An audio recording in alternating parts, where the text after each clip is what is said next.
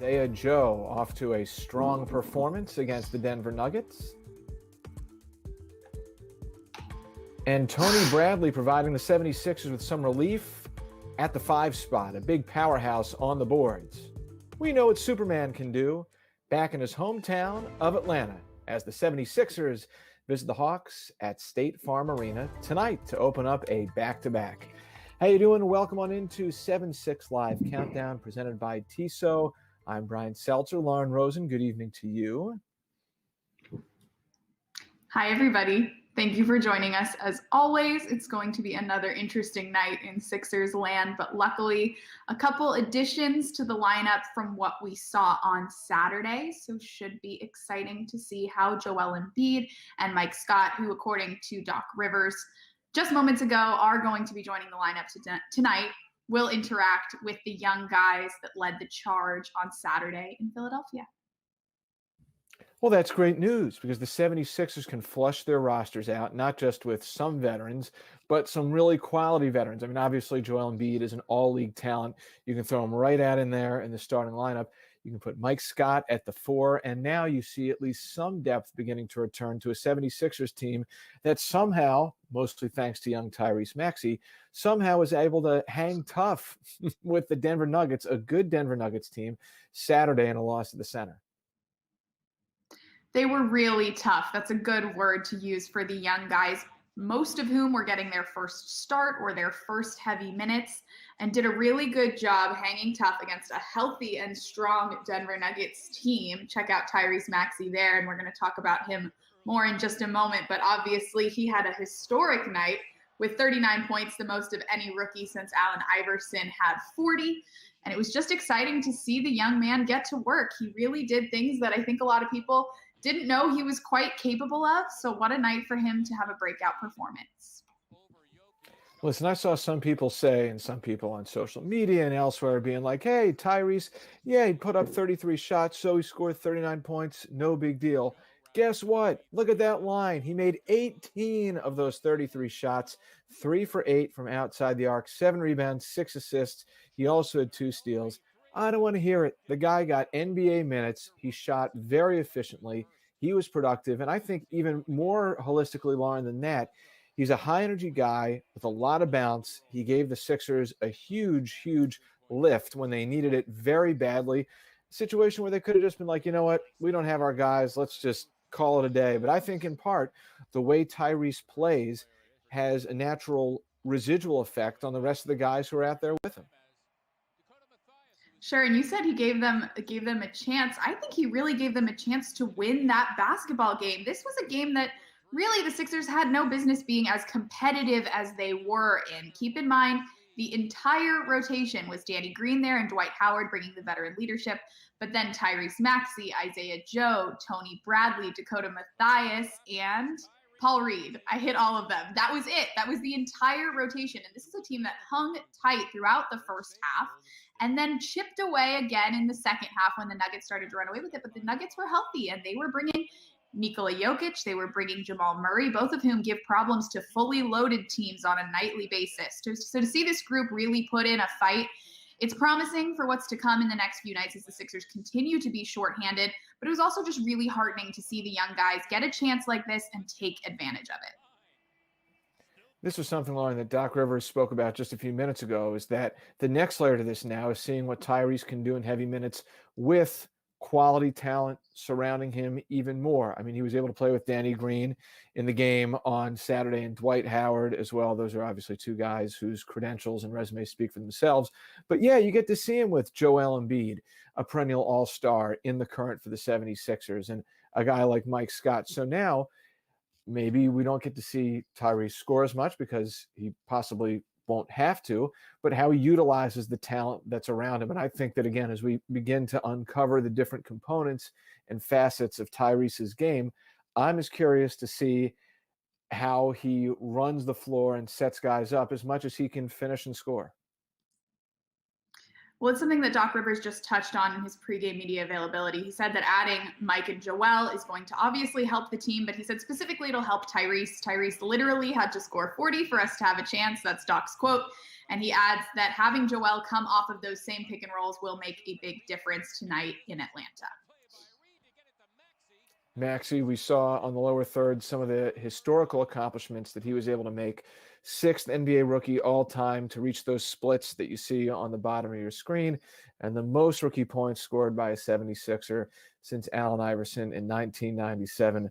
Pretty heady stuff for Tyrese Maxey, he just seems like an all-around great human being who has the potential to be a great basketball player. And here's what his reaction was to what he did Saturday following the game at the Center.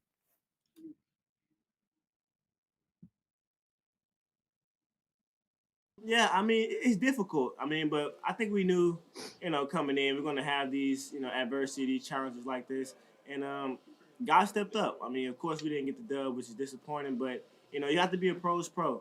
Isaiah Joe, Dakota Mathis, Tony Bradley, Paul Reed, guys that, haven't been playing that much. They stepped right into a role that, Coach asked them to play, 40 minutes. And they went out there. They didn't pout. They didn't complain. And they went out there, and we all tried our best.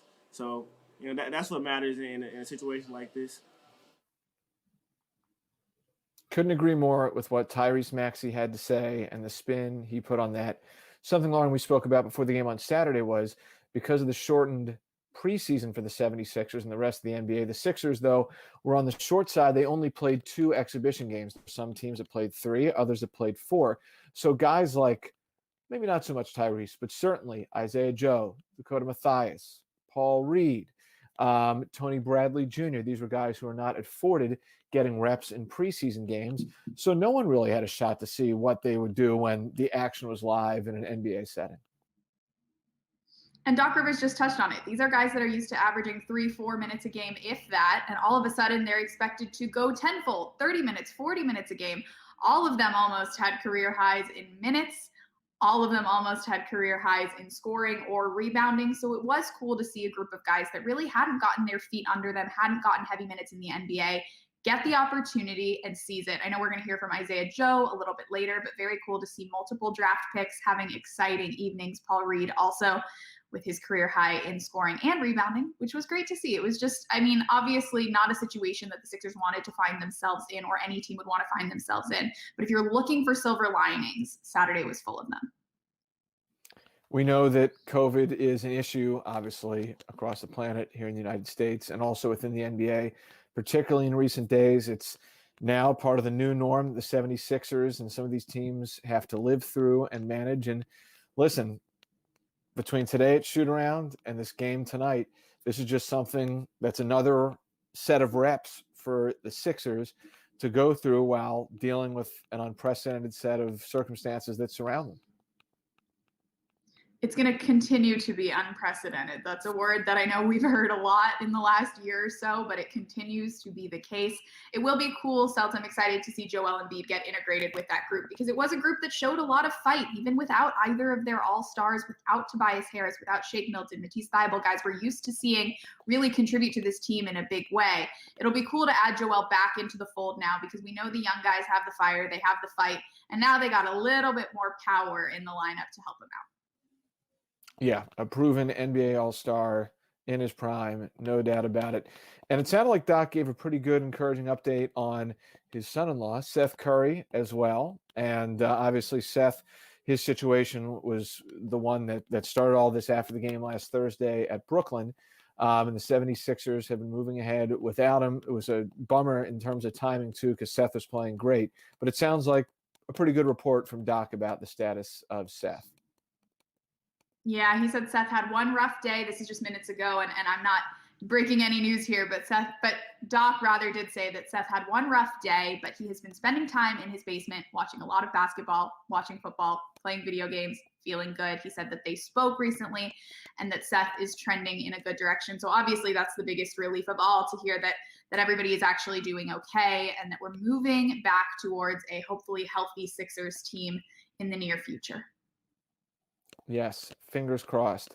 Isaiah Joe, a couple months ago, he was drafted. Now he's been thrown into the fray with the 76ers, and we had the chance to catch up with him earlier this afternoon. What do you think you personally gained from being able to play so many minutes like you did on Saturday? And has there been a veteran or two who have leaned into guys like yourself and younger players trying to help them through this situation? Yeah, I just think in this game, the more experience you get out on the floor, the more comfortable you get in the situations. Like last game we played, we had two good veterans, Danny Green, Dwight Howard. They were coaching us through the whole game, and guys like that are what's going to help us be successful in the future. Because as rookies and young guys, we lean on them for a lot of advice and information, and they're really good at giving it. Isaiah, thanks so much. Good luck tonight. You love to hear that from Isaiah, that there are guys like Danny Green and Dwight Howard who are able to help them along. And this might be getting too behind the scenes-ish granular of content creation in the NBA, but there's this service that we're lucky enough to have access to called Clip Pro, which allows you to watch the game in real time, clip your social media highlights. That's the high-level view. Why am I saying this? The point of this is that we get access to some of the in-arena cameras that show us what's going on in the huddle during TV timeouts that the average fan would not have access to. And you're seeing Danny Green, whether it's going up to players or other coaches, actively involved, Lauren, in trying to problem solve and figure things out. We know, if anyone's watched these games so far, you just see how animated and engaged Dwight Howard is before, middle, after the game. So despite all this, two quality leaders helping the 76ers keep things together. Yeah, Danny's been just phenomenal. And when I'm in the arena, at least for home games, obviously not on the road this season naturally, but at home games, it is very clear that Danny and Dwight are really adding their input wherever they can, whether it's before, during layup lines, during shoot-arounds, during halftime. Like, they are always talking to the young guys, always in their ear. These are two veterans that not only have a decorated history in this league, just won a championship. So who better to have in the ears of your young guys than Dwight Howard and Danny Green? A little plug for the Sixers social media platforms. If you want to scroll back on the Instagram feed or the Twitter feed, you can see a really cool moment where Danny breaks the huddle before the 7 Sixers ran out together on Saturday. And it was cool to see the wisdom that Danny imparted to the group. So shout out to our very own Nick McCain for capturing that moment. It's a special one. Definitely go check it out if you are looking to kill time between now and the game. Should be the 9 76ers tonight, if I'm not mistaken. Doesn't have quite the same ring to it, but I'll take 9 over 7 any day. Yes. I think then you can start to map out some sort of semblance of a rotation if you have 9 guys. And the Sixers tonight have a really, I think, interesting opponent in the Atlanta Hawks. I'm on the side of, if you're going up against a team and they're missing a good player, I'm disappointed, at least at this stage of the year, because I want to see how the Sixers do against these teams. But obviously this is like now throw everything out the window because the Sixers are very thin. But the Hawks are going through some injury issues. They have a 4-game losing streak after they jumped out to a 4-1 start, Lauren. They have some young, great talent, but they're going to be hungry. They're going to be looking to get back on track after losing 4 straight. They are indeed. 4 straight, not something that we expected from this Hawks start. They obviously, as you see, started 4-1. They won their first 3 games. They are young. They are hungry.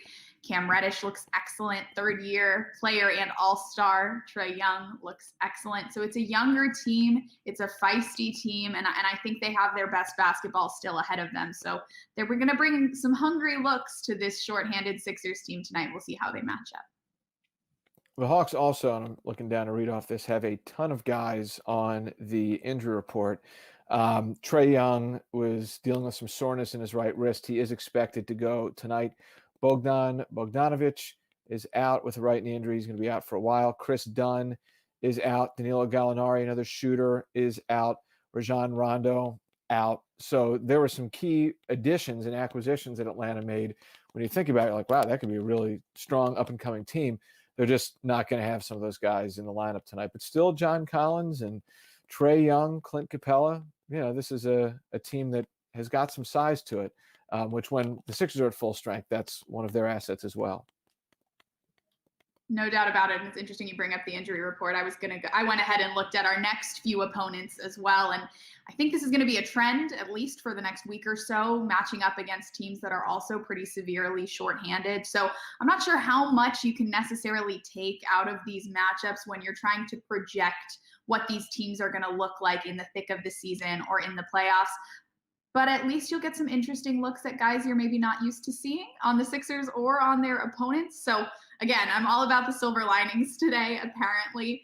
But there are going to be some interesting lineups, not just for the Sixers, but for all of their opponents that they're facing in the next couple of days, most notably, obviously, the Hawks tonight, and then a pair with the Heat tomorrow and Thursday. It's time. It's time to get that countdown clock up there. The keys to the game, presented by Tissot, Lauren Rosen, will get us going. She will tip off our segment with her key to the game. My key is very simple today. The key is patience. Obviously, this is a group that played one game together on Saturday, but without Joel Embiid, without Mike Scott, who are both expected to be integrated into the lineup today. So just patience. This is a group that was getting to know each other really well when they were fully stocked, the top team in the entire NBA, but now they are very shorthanded. It's a new group. There will be new lineups, and they just got to be patient and communicate and listen to one another and just be kind to each other and patient.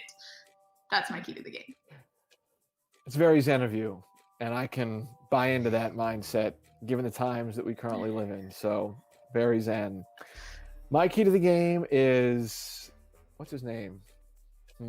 Just gotta scroll through Joel Embiid. Give it to that guy and run it through him tonight. You don't got anyone else. And of course you have other people, very talented players, but Joel Embiid is back. So let us get the ball to Joel Embiid. When last we saw him really at high octane, full force, 38 points against the Washington Wizards. Let's try and channel that Joel Embiid tonight. Although I think he might need, it wouldn't be out of the question if he needed some time to get his playing legs back under him after a couple days off the court. He's been phenomenal, though, and remains at the top of that MVP discussion. So anytime you get an MVP candidate back in your lineup, it's something to smile about. I look forward to seeing what he brings tonight as well, Celts. Agreed. I think this should still be a good, feisty matchup between two teams that are trying to stay afloat right now amidst injuries. We should also say the 76ers, they still have a share at least of the best record in the NBA at 7-3. The other team is the Boston Celtics, and if you follow the news around the league, the Celtics are in a very similar situation to the Sixers. So I think that, and we talked about this on our Mailbag Monday podcast, Lauren, that came out a little while ago today. If you haven't listened to it, please check it out.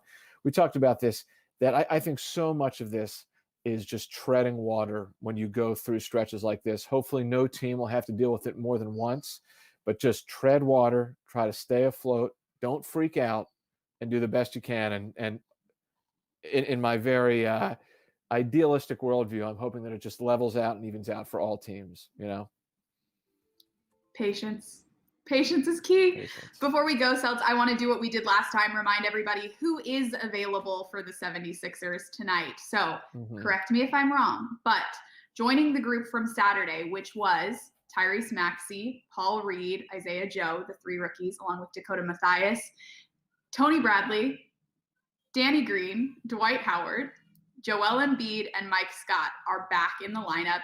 As for those that are out, Seth Curry, Tobias Harris, Shake Milton, Matisse Thybulle, Vincent Poirier, all out due to health and safety protocols. Ben Simmons, knee swelling. Furkan Korkmaz, adductor strain, and Terrence Ferguson out with personal reasons. So the 9 Sixers will be with you in just under an hour, and we'll see how it goes. Yeah, I think, hey, you have a starting lineup tonight that could very well be, let's say, I'm just speculating here, Tyrese, Isaiah Joe, Danny Green, Mike Scott, and Joel Embiid. Yeah. Okay. A more than decent lineup. I'm here for it. Okay. And I guess we have no choice but to be here for it. True. 7-6 Live Countdown presented by Tissot, produced by Ryan Coletti and Trevor Gaffney. Thank you, guys. Thank you, Lauren. Thank you, streamers out there. We will catch you, at least as the schedule goes, before tomorrow's game between the 76ers and the Miami Heat. See ya. Thanks, everybody.